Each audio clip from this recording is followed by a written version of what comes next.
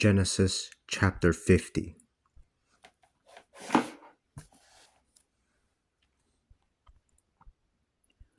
Joseph threw himself on the face of his father.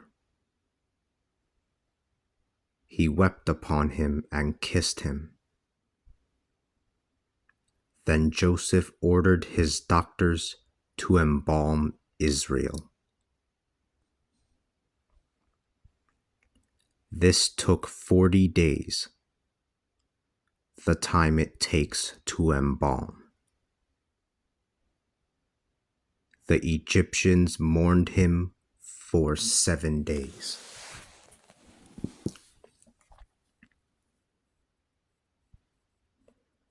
When the days of mourning were over, Joseph spoke to the household of Pharaoh. He said, "If I have found favor in your sight, I wish to speak these words into the ears of Pharaoh. My father made me take an oath. Behold, I am about to die. Bury me in the tomb I prepared for myself in the land of Canaan.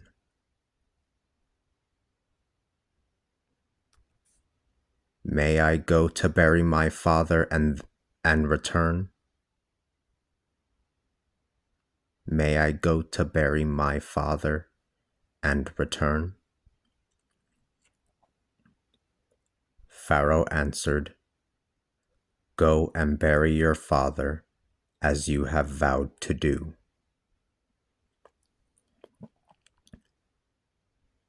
Joseph went to bury his father, and all the ministers of Pharaoh, the elders of his household, and all the elders of the land of Egypt, as well as the household of Joseph and his brothers, and the household of his father, went with him.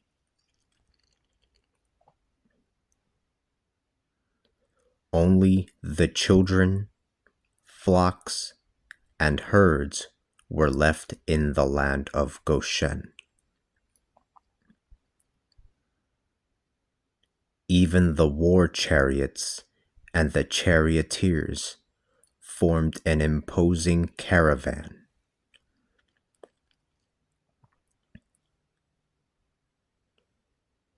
When they arrived at the threshing floor of Atad, which is on the other side of the Jordan, they performed a great and solemn ritual mourning.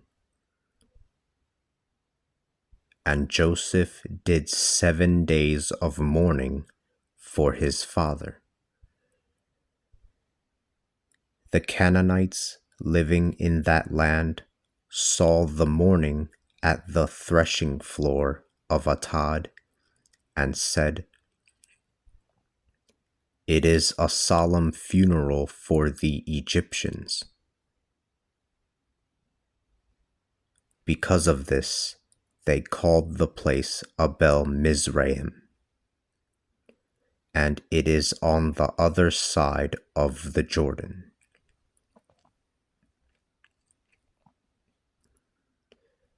Jacob's sons did what he had commanded them to do for him. They brought him into the land of Canaan and buried him in the cave of the field of Machpelah. The field that Abraham had bought from Ephron the Hittite to be his burial place, and that faces Mamre.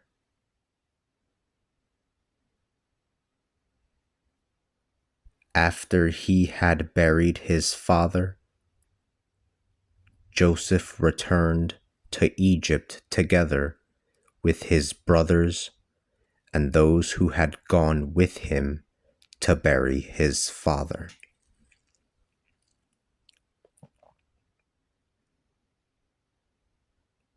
Now the brothers of Joseph began to be afraid because their father was dead.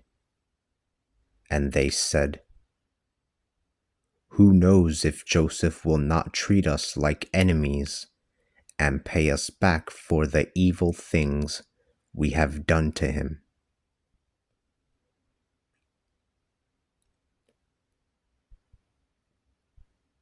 Who knows if Joseph will not treat us like enemies and pay us back for the evil things we have done to him?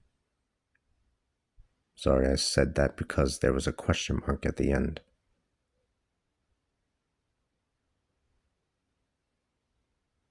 So they sent word to Joseph, saying, Your father, before he died, gave this command.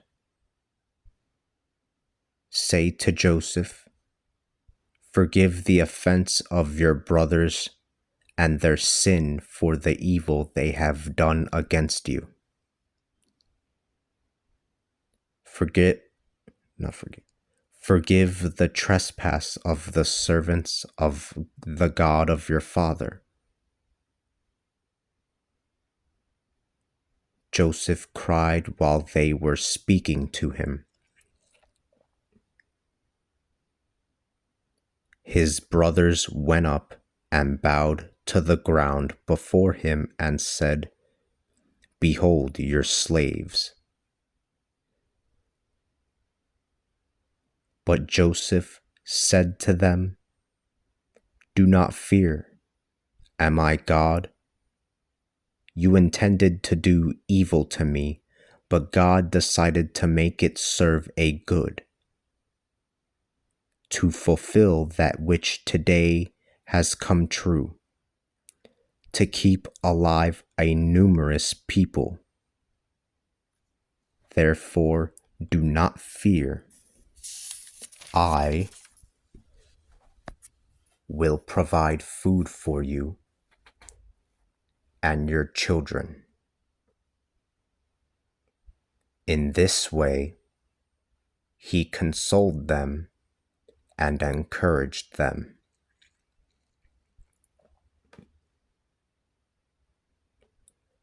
Joseph and the family of his father lived in Egypt. He lived for 110 years. Thus Joseph saw the sons of Ephraim. Thus Joseph saw the sons of Ephraim up to the third generation, and also the sons of Machir, the son of Manasseh, who was born upon the knees of Joseph. Then Joseph said to his brothers, "I am about to die, but God will come to visit you and will bring you out of this land, to the land that he promised with an oath to Abraham, to Isaac, and to Jacob." Joseph had the sons of Israel swear an oath, saying, "God will surely come to visit you, and then you are to carry my bones away with you." Joseph died when he was 110 years old. He was embalmed and placed in a coffin in Egypt.